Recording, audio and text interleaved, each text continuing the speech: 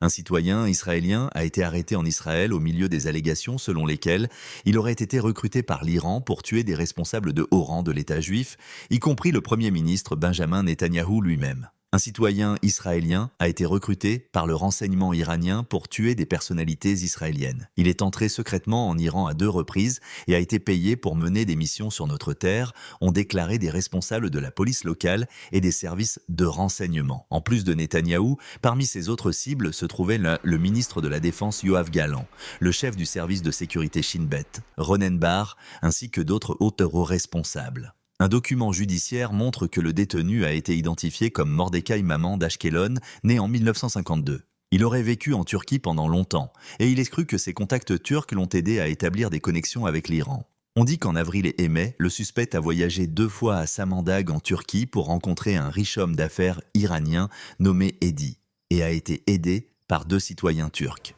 Israël prétend que pendant ces voyages, on a demandé aux détenus d'effectuer des missions dans l'État juif, y compris le transfert de fonds ou d'armes, de photographier des lieux publics fréquentés et de menacer d'autres Israéliens afin qu'ils puissent être recrutés par Téhéran. Par la suite, selon les autorités israéliennes, il est allé illégalement en Iran où il a rencontré d'autres agents du renseignement iranien qui lui ont demandé d'effectuer des activités terroristes pour l'Iran sur le sol israélien, y compris des assassinats. Certaines des personnes proposées pour être tuées, selon Israël, seraient ciblées en représailles à l'assassinat du chef politique du Hamas, Ismail Haniyeh.